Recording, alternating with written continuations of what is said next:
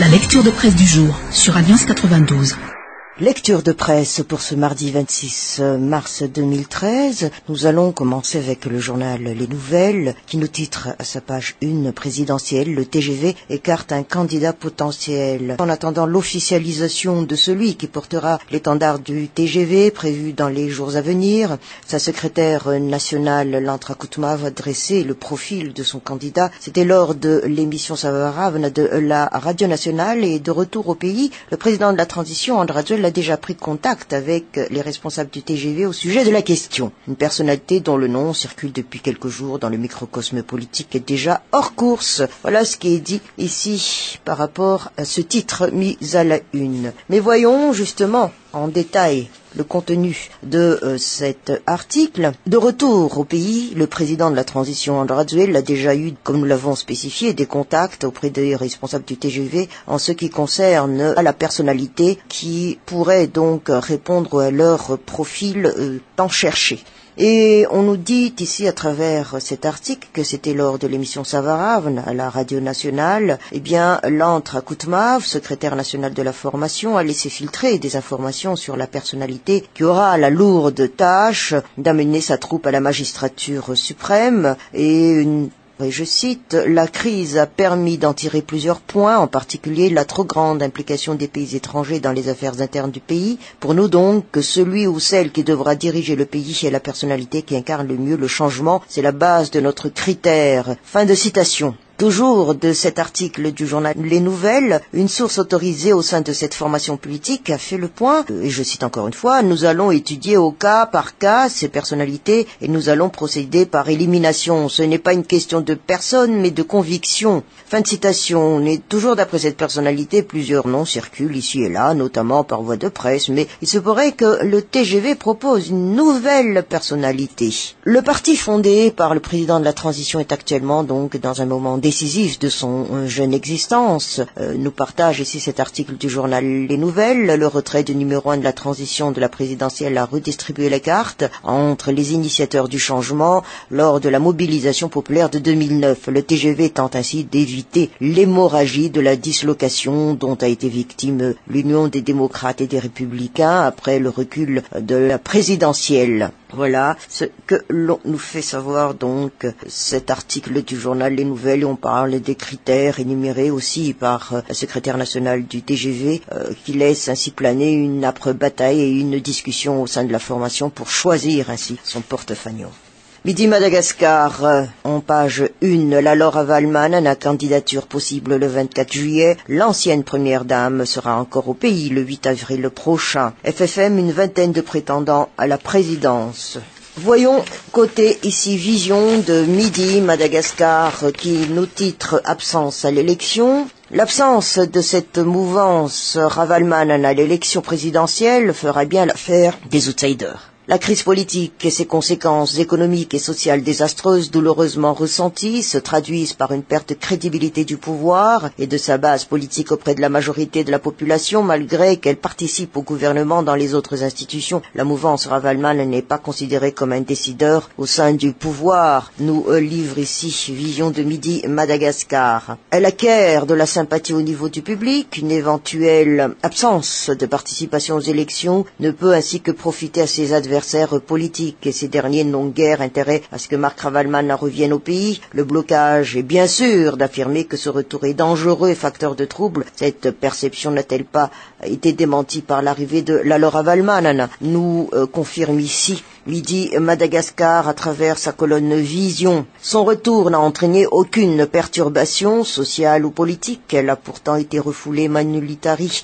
dans le premier avion et partance pour l'étranger. La première fois qu'elle est venue, c'était l'année dernière, une crainte injustifiée. Le cas de Marc Ravalman est-il réellement différent à un moment où l'on recherche l'apaisement et la réconciliation? Deux questions ici sont posées dans cette colonne de Vision de Midi Madagascar. Quoi qu'il en soit donc, soit une absence de la mouvance Ravalman ne plaidera guère en faveur d'une élection fiable et crédible, reconnue par tous, et ce d'autant plus que les favoris de la course ont déjà été disqualifiés par le ni-ni. Les électeurs doivent se résoudre à choisir entre les candidats restants. La frustration qui peut en découler risque d'être le signe d'une nouvelle crise, nous conclut ici Fusion de Midi Madagascar. Courrier de Madagascar, 2 titres, un en malgache et une en langue française. Madagascar, Sumptenranmasmbe Indiana, Lassizor Timi Blissat. Journée de l'emploi et de la formation, 1000 emplois disponibles pour cette 4e édition,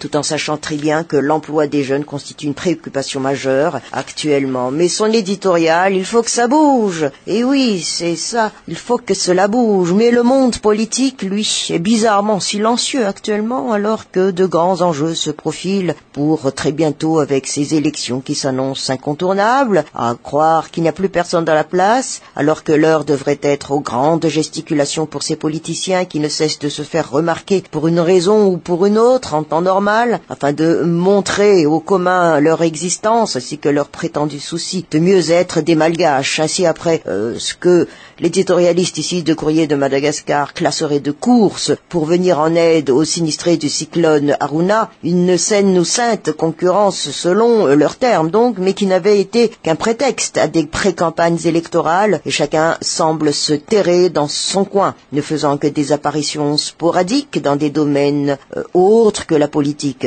Selon certains observateurs, nous dit-il ici l'éditorialiste de Courrier de Madagascar, des tractations seraient en train de se dérouler en coulisses actuellement afin d'aboutir à des coalitions entre diverses entités politiques, les nerfs de la guerre n'étant pas suffisants pour faire face aux élections en solo pour certains, et le silence est ainsi de mise pour ne pas se faire des ennemis et pour ne pas effaroucher d'éventuels alliés, des alliés conjoncturels bien entendu, nous précise ici l'éditorialiste de Courrier de Madagascar, mais pour d'autres, eh bien, leur mutisme et leur léthargie actuelle viendraient plutôt du fait qu'ils n'ont encore eu l'aval de leurs bailleurs. Là aussi, les tractations battent leur plein, car les fonds ne sont pas encore débloqués et nul n'ose se risquer à des déclarations qui pourraient fâcher ces derniers. Ainsi, à 4 mois de ce grand rendez-vous, les élections donc, le désintérêt est encore le sentiment qui prédomine avec ses nombreuses lacunes dans le processus électoral, dont cette convocation déclarée presque en catimini à l'issue d'un conseil de gouvernement, ou encore l'inexistence d'une éducation citoyenne, sans parler aussi de la liste électorale dont la mise à jour semble s'éloigner de jour en jour, nous fait savoir ici l'éditorialiste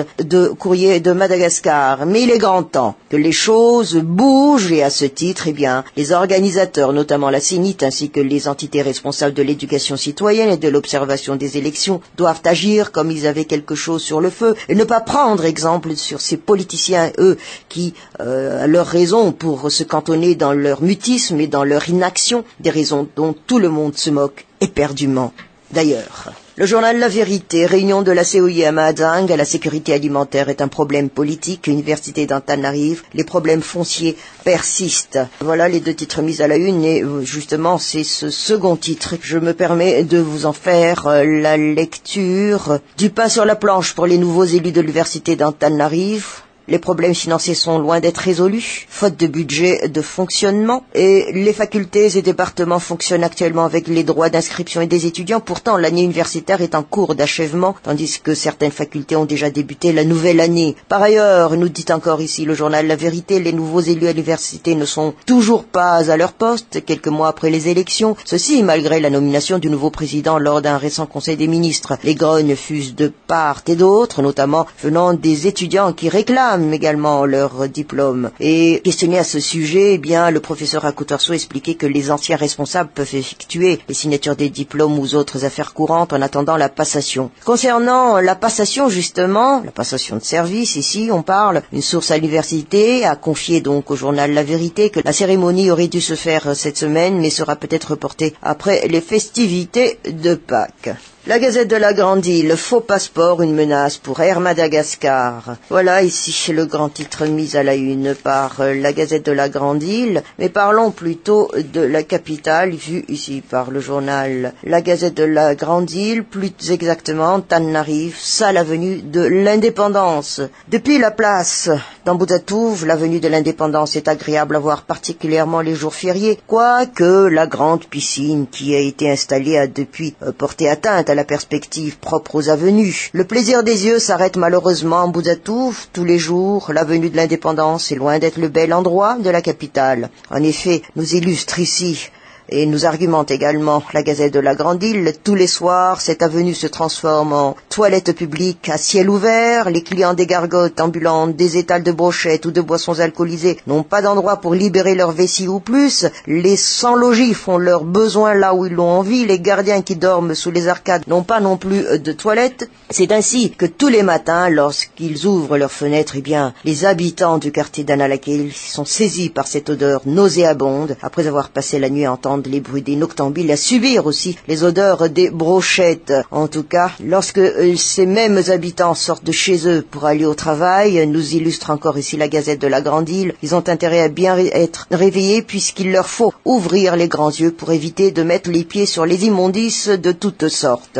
Toujours d'après ici cet article de la Gazette de la Grande Île, les agents de la commune urbaine arrivent après pour nettoyer. On comprend aisément aussi leur énervement, si ce n'est leur désespoir face au comportement de ceux qui ont passé la nuit à salir l'avenue et qui n'ont aucun respect pour le travail de ceux qui vont nettoyer le lendemain. C'est cela l'image du Tananarivien, des noctambules d'Analakel. Aucun respect pour les biens communs, aucun respect ni pour soi ni pour les autres, se trouvant plaisir dans la saleté. Et si l'avenue de l'Indépendance est dans un tel état, c'est bien parce que bon nombre de nos concitoyens est encore loin d'être indépendants dans leur tête. Bon nombre de nos concitoyens n'a pas le sens du bien commun ni la fierté de leur ville.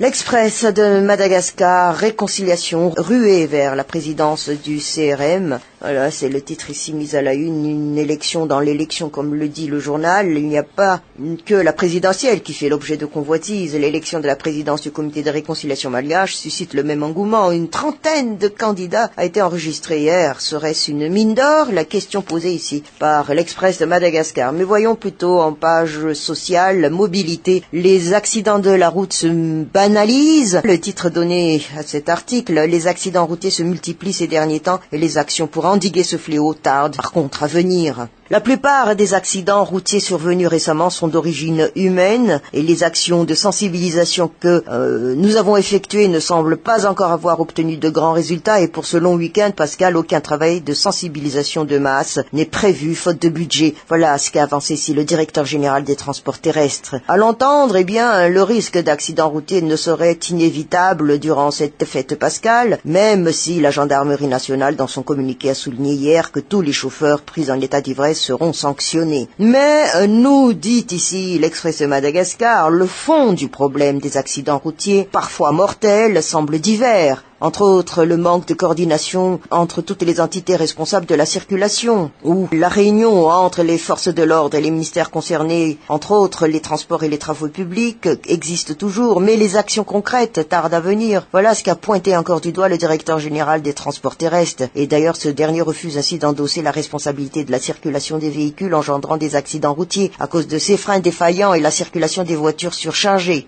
Il est difficile de s'immiscer dans les affaires des autres ministères, a confié d'ailleurs, sans dévoiler de détails, le directeur général des transports terrestres. En ce qui concerne le code de la route de 1970 autorisant un enfant de 14 ans à conduire une moto ne colle plus avec la réalité actuelle. Ah, et pourquoi on y reste encore? Tiens, on vous pose la question. Mais ici donc, par exemple, par rapport à l'accident qui s'est passé au niveau du pont d'Ambomadjou, c'est bien un chauffeur de taxi brousse reliant la capitale à la ville d'Antirabé a condamné aussi l'inaction de l'État. Et l'on termine notre lecture de presse avec Madagascar Matin, qui nous met justement ça une climat d'insécurité en brousse dans les campagnes en ville, facteur tenant en haleine les élections. Et ici on nous fait savoir que l'escalade de violence sème la terreur et installe une psychose. Voyous et bandits sont devenus fous, ils ont perdu tout repère de valeur, jusqu'à s'uriner comme pour punir la personne à dépouiller de n'avoir que 1000 balles en poche. Les habitants désertent certains hameaux ou passent la nuit éveillée, non pour s'opposer aux attaques, mais pour pouvoir fuir à temps. Ce n'est plus une vie, hardi d'imaginer la tenue d'élections en pareille circonstance. C'est très bien dit ici, mais voyons plutôt en page 15, point de mire ici de Madagascar Matin, qui nous titre en avant pour un long week-end, Pascal. En effet, on s'avance tout doucement vers un long week-end dont seuls les Malagas ont le droit, et pour cause, cette année la journée du 29 mars tombe un vendredi, assorti d'un autre jour chômé qu'est le lundi de Pâques. Quelle aubaine pour les salariés, de quoi susciter pas mal d'envie de s'évader du train-train quotidien, prendre le large pour un long week-end de 4 jours. Bien sûr, nous dit Point de Mire, il y en aura sûrement ceux qui ne demandent que ça pour ne rien glander. Le farniente, en somme, quoi. Et on ne s'étonnera pas que la commune urbaine d'Antananarivo, dans un souci d'occuper les glandeurs du week-end, s'est mise à inventer un événement pour amuser la galerie. C'est ce qu'on appelle Antananarivo Fête, que ça s'appelle un truc qui s'étalera du samedi 30 au dimanche 31 mars. Et devinez où? Au stade annexe de Mahamas. Bonjour pour tout ce qui va savoir comme désordre et pagaille. Ne parlons plus aussi des bruits dans ce quartier. On se demande bien pourquoi Mahamas, au lieu de rutilant Coliséum, bien oui, je suis d'accord avec vous, Point de Mire. Qui soit dit en passant se retrouve ainsi sous-exploité, mais bon, comme nous le dit Point de Mire, les organisateurs font ce qu'ils veulent, ils ne sont pas tenus de rendre compte à quiconque sur leur choix. Quoi qu'on puisse penser, en tout cas, au programme, à part les spectacles de variété de Vagdas, il y aura aussi des feux d'artifice, ceci expliquant cela sûrement. Quoi qu'il en soit, chacun sait dans la capitale et ses environs que l'insécurité sera son summum durant ce week-end, avec les transhumances qui risquent de se faire pour échapper pour un temps au stress de la ville. On ne peut que se féliciter que les responsables de la sécurité publique du genre du commissariat de police de Tarlalan aient pris l'initiative d'établir un plan de sécurité pour ce long week-end pascal. Un quadrillage de chaque quartier de la ville, des milles selon un degré de criminalité est établi, et en appui des hommes en uniforme et en civil assureront des patrouilles de jour comme de nuit. Une bonne chose également, nous illustre encore ici Point de Mire, près de 200 policiers seront mobilisés pour réguler la fluidité de la circulation dans les rues de la capitale. En tout cas, avec ou sans les policiers, eh bien les différents quartiers de la ville continuent de s'organiser face à la recrudescence de l'insécurité du genre, de ces comités de vigilance créés avec des volontaires qui patrouillent dans les ruelles toutes les nuits jusqu'au petit matin. On reconnaît tout de même que ce sont des procédés relativement limités face aux attaques armées perpétrées par les malfrats actuellement. Mais faute de mieux, on s'en contente, comme nous le dit ici Point de Mire.